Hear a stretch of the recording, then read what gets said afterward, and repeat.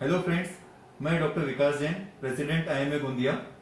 मैं डॉक्टर गौरव Agarwal, secretary IMA Gondia. और मैं doctor Piyush Jaiswal, treasurer IMA Gondia. मैं आप सभी को आज आईएमए गोंदिया की तरफ से ऑटिज्म अवेयरनेस प्रोग्राम के लिए इनवाइट करता हूं।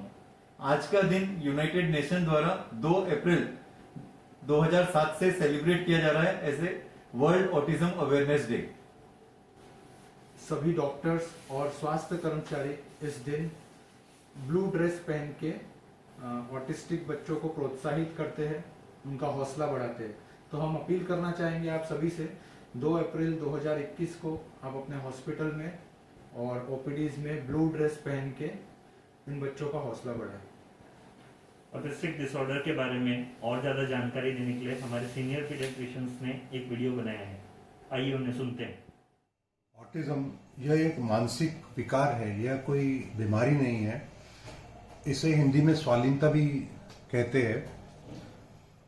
यह एक किस्म की डेवलपमेंटल डिसेबिलिटी है।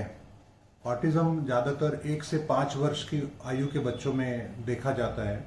भारत में ऑटिज्म करीब 100 या 110 में से एक बच्चों में ऑटिज्म पाया जाता है। ज़्यादातर यह विकार जो है लड़कों में ज़्यादा देखा जाता है लड़कियों के कंपैरिजन में। जब बच्चा जन्म लेता है तब माँ बाप को मालूम ही नहीं होता कि उनके बच्चे को ऑटिज्म है या उनको कोई ऑटिज्म के लक्षण हैं। ऐसे बच्चे पूर्ण रूप से स्वस्थ दिखाई देते हैं, पर जब ये बच्चे बड़े होते हैं तो माँ बाप ये नोटिस करते हैं कि बच्चा सही तरीके से बोल नहीं पा रहा है, उसे शब्द कोश की कमी होती है, बहुत कम शब्द वो बच्चा इस्तेमाल करता है, भाषा का सही तरीके से उपयोग नहीं कर पाता है, एक ही शब्द को बार बार दोहराता है। ऐसे बच्चों में प्रतिक्रिया की भी कमी होती है, जिसे कि हम कहते हैं नॉन वर्बल कम्युनिकेशन। जो बातें हम हाव भाव से बताते हैं, जैसे ना कहना, हाँ कहना, गर्दन हिला के अपनी नाराजगी जताना, ऐसा ये बच्चे नहीं कर पाते हैं। इसी तरह ऐसे बच्चों में सोशल या सामाजिक मेलजोल की कमी होती है। वह अकेले रहना पसंद करते हैं, अकेले में खेलना पसंद करते हैं, बाकी बच्चों के साथ में खेलना पसंद नहीं करते। सामाजिक फंक्शंस, सोशल गैदरिंग्स, जैसे कि बर्थडे होता है, ऐसा कोई घर में फंक्शन हो तो ऐसे बच्चे ऐसे फंक्शन को एंजॉय नहीं कर पाते, ऐसे समय पे भी उदास हो जाते हैं। इसके अलावा देखा गया है कि ऐसे बच्चों में आई कांटेक्ट की कमी होती है। वो आंख मिला के बात नहीं करते, नजरें नहीं मिला पाते, उनमें फेशियल एक्सप्रेशंस की कमी होती है। ऐसे बच्चों में काल्पनिक सोच की भी कमी होती है। माँ बाप ये भी नोटिस करते हैं कि ऐसे बच्चों का एक किस्म का रिपीटेटिव टाइप का बिहेवियर होता है कि वो कोई भी बात बार बार दोहराते हैं, कोई भी एक्शन बार बार करते हैं, जैसे हाथ बार बार हिलाना, दरवाजा बार बार खोलना बंद करना, एक ही खेल बार बार खेलना।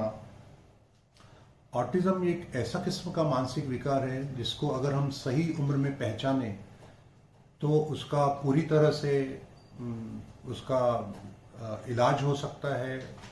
उसको सही गाइडेंस व मेडिसिन द्वारा ऐसे बच्चे को मुख्य धारा में लाया जा सकता है और वे बड़े होके एक अच्छे नागरिक बन सकते हैं। अगर उन्हें इलाज ना मिला तो ऐसे बच्चे बड़े होके डिप्रेशन का शिकार होते हैं। ऐसे बच्चों में व्यवहारिक ज्ञान की कमी होती है। ऐसे बच्चों को बाकी बच्चों द्वारा बुलिंग किया जाता है, चिढ़ाया जाता है, जिसका कि उनकी मानसिकता पे काफी बुरा असर पड़ता है। ऐसे बच्चों में व्यवहारिक ज्ञान की कमी होती है और आगे बड़े होके वे एक अच्छे एडल्ट नहीं बन पाते। उन्हें अपने देखरेख के लिए, अपने आगे बढ़ने के लिए समाज पर निर्भर होना पड़ता है। ऑटिज्म का ट्रीटमेंट एक मल्टी डिसिप्लिनरी अप्रोच से होता है।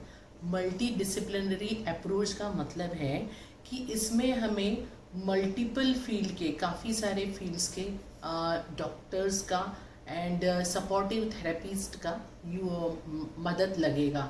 जैसे पीडियाट्रिशियन इसमें सेंट्रल पिलर का काम करेंगे, हमें साथ में ऑक्यूपेशनल थेरेपिस्ट की मदद लगेगी, स्पीच थेरेपिस्ट की मदद लगेगी, म्यूज़िक थेरेपी लगेगी, टच सेंसरी स्टिमुलेशन लगेगा, पीडियाट्रिक साइकोलॉजिस्ट की मदद लगेगी एंड समटाइम्स हमें न्यूरोलॉजिस्ट ओपिनियन भी लेना पड़ सकता है।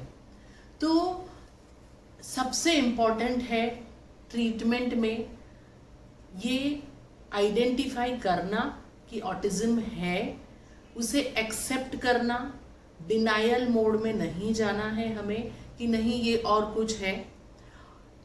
थर्ड सबसे इम्पॉर्टेंट है कि बच्चे को जितना हो सके एंगर मैनेजमेंट सिखाना है, क्योंकि ऐसे बच्चे बहुत एग्रेसिव होते हैं, ये सोशली मिक्स नहीं होते हैं, इसलिए हमें सेंसरी स्टिमुलेशन की भी ज़रूरत लगेगी। फैमिली थेरेपी भी मैटर करता है। फैमिली थेरेपी में एक इंटीग्रेटेड साथ में बच्चे के साथ खेलना है, ब्लॉक गेम्स खेलना है, सेंसरी स्टिमुलेशन में बच्चे को रेती पे मिट्टी पे खेलना है। ये सब कुछ बच्चे को जॉयफुल बनाएगा, हैप्पी बनाएगा। तीसरा है म्यूज़िक। यूजुअली ऑटिस्टिक बच्चे बहुत संगीत प्रेमी होते हैं, ऐसा कहना चाहिए। तो म्यूज़िक उन्हें थोड़ा शांत करती है, उनके नर्व्स को लाइट करती है। तो ये है म्यूज़िक थेरेपी। जहाँ ज़रूरत है, अगर बच्चे को सोने में दिक्कत है या उसे झटके या कन्वल्जन्स आ रहे हैं तो हमें न्यूरोलॉजिस्ट की ज़रूरत पड़ेगी। कुछ बच्चे जिन्हें हाइपर एक्टिविटी है, किन्हें एंग्जाइटी है या किन्हें मोटर स्किल्स में दिक्कत है, तो हमें साइकोलॉजिस्ट की ज़रूरत पड़ेगी और अकॉर्डिंगली मेडिसिन देना रहेगा। पेरेंट्स, सभी पालक, आपको ये समझना है कि ऑटिस्टिक बच्चे नॉर्मल बच्चों से थोड़े अलग हैं। उन्हें ज़्यादा प्यार की ज़रूरत है, ज़्यादा केयर की ज़रूरत है, ज़्यादा समझने की ज़रूरत है। वो नॉर्मल स्ट्रीमलाइन में आ सकते हैं। उन्हें बस आपका प्यार, मदद और एक डॉक्टर का हाथ चाहिए। Thank you.